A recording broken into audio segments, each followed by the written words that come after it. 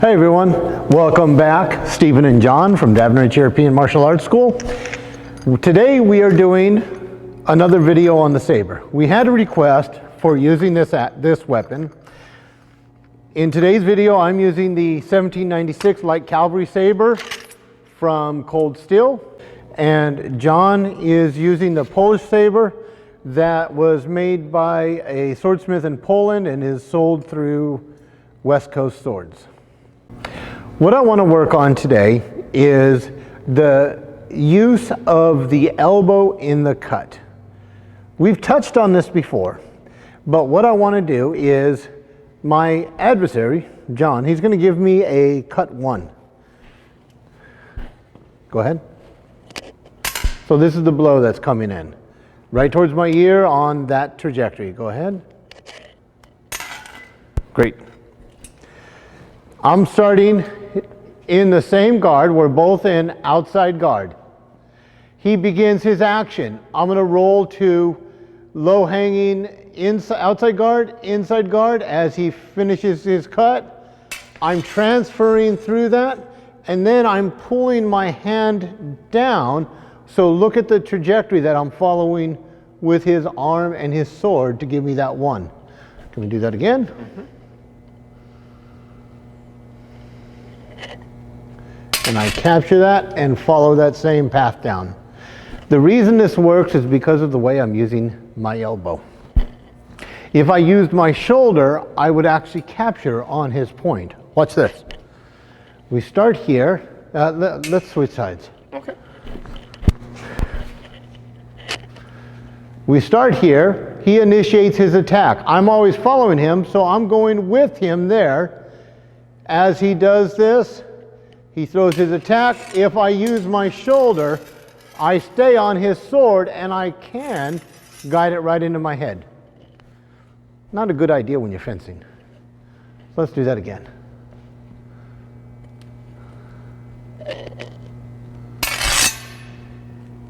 And there's my cut. Go ahead and follow you through. Yes, sir.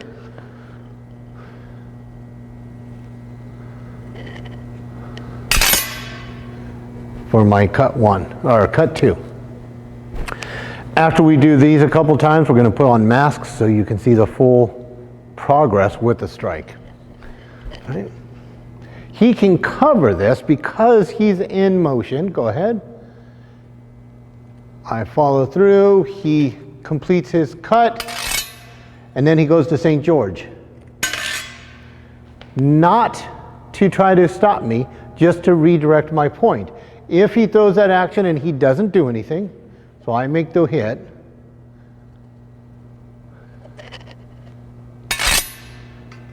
I get that strike going right across his face.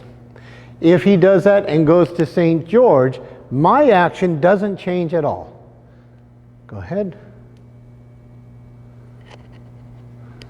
He goes to St. George. He just shortens my cut because I no longer have the curvature to work with because he put an sword in the way. So, one more time.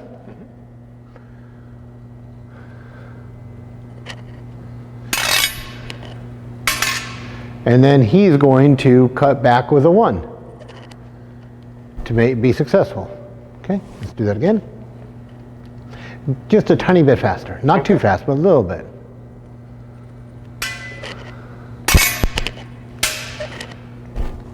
And you notice he did that with a slip. Fantastic. I don't want that to happen to me. So, he initiates his action. I cover. He goes there. I just use my false edge. Now, I can cut down at him, but I don't have a lot. So, as I use my false edge, I'm going to continue that down so I can do a cut one. If we can do it again. Yes, sir. Ready? Ready.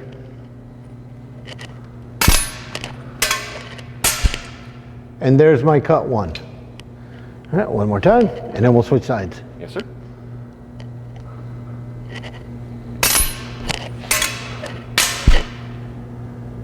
Into my cut one. And then we'll switch sides. Leading with my head. Remember, there can be only one. Yep. Ready? Ready.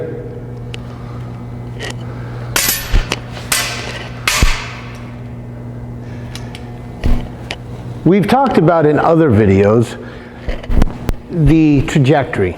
If his blade is coming down on a cut 1, it's strong in that trajectory. Where it's weak is side to side. So I'm not trying to stop his sword, I'm just knocking his point a little bit wide. If I do nothing else. Let's do it again, but let's stand here. So at a slight angle, Okay. so they can see how far you are from my head. Yes, sir. Ready, sir? Ready?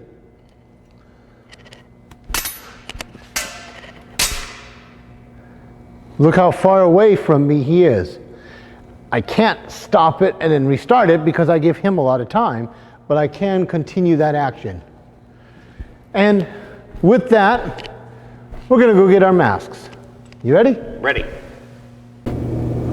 Now that we've got our safety equipment on, we're going to go ahead and do this again, a little bit faster. We'll start off, please check distance on me. Yes, sir. Checking distance. Great, are you happy with that? Yeah, can I try one more? Of course. I think I overreached on that one. Oh, that was a good one. Much better. Same speed? Okay. Go ahead. That's what I'm going for. One more time. Now, he's going to go to St. George.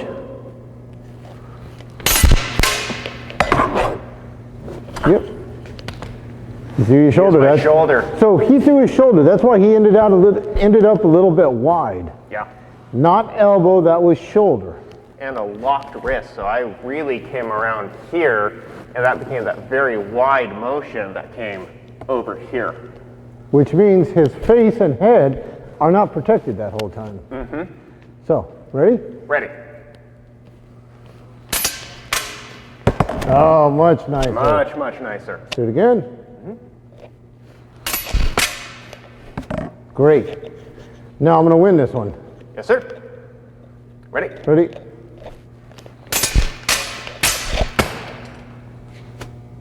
You okay? Good. Let's switch sides. On your time. Okay.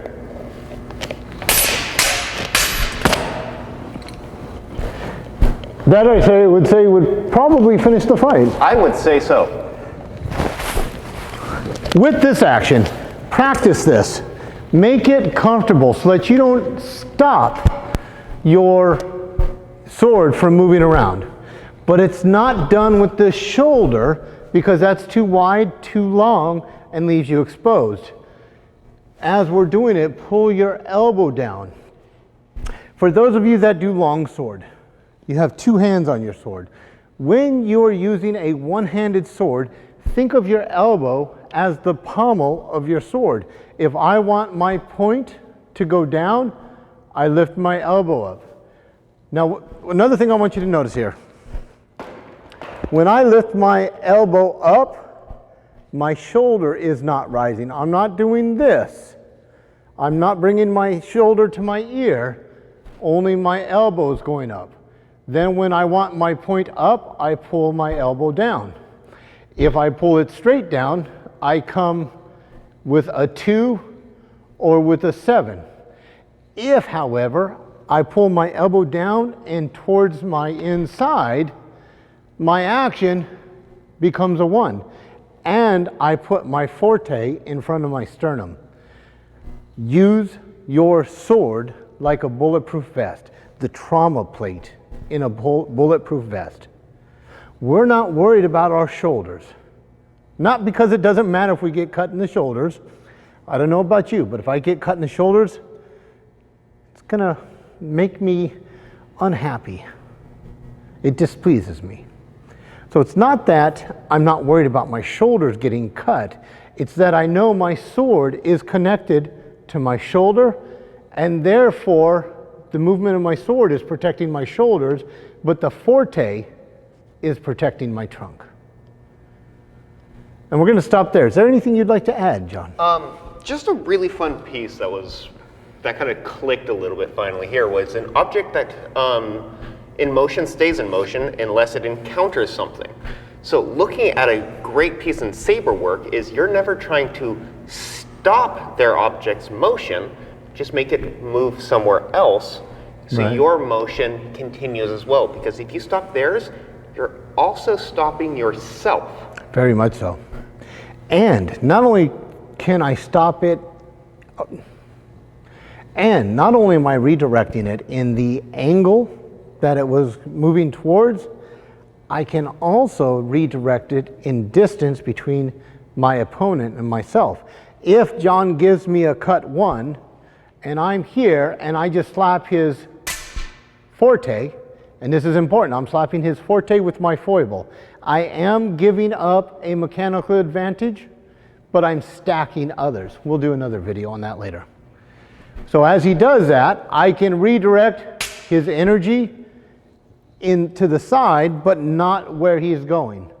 Or, as John did to me, if you give me that 1 again, I'm not going to move, you're going to make contact. Now go for my head. Yes, sir. If he's going to hit me here, that's a great shot. But as he pulls down, there's his blow, followed by the cutting action.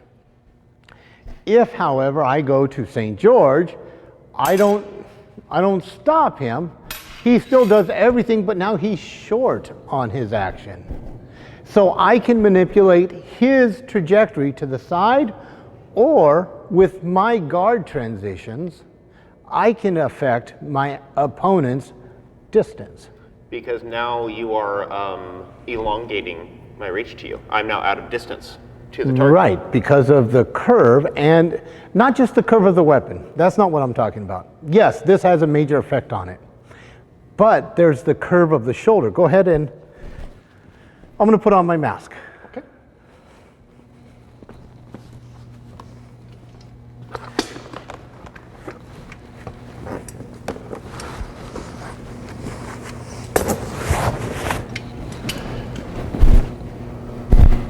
Okay, so now that I've got my mask on, if you cut me in the head and you're completely successful, what I want you to see is the curvature of his shoulder. It's doing a circle on this plane. We have another video talking about the geometry of the fight. Circles, squares, and triangles. If he throws that and I go into a guard like St. George, he still does it, but his arm is pulling back before his blade, and that's taking his angulation of his blade from here to here. And I'm not going to hit you. Yep. If I swing down like this, I have a great shot. But if I'm like this, I'm going to miss him. No matter how hard or fast I swing, that's going to miss him. So we can create that trajectory. Do it again. We can create that trajectory and force it into their body. And that is how we can control another person's distance, through the proper use of our guards. If you liked what you saw today, please hit the subscription button down here and the notification button and share this video around. We are working towards 1,500 subscribers. Let's break 2,000. And with that, I thank you for joining us. All the best, and we'll see you at the next video. Thanks, everybody. John, thanks for your help. Thank you. Take care, everyone. Be well, everybody.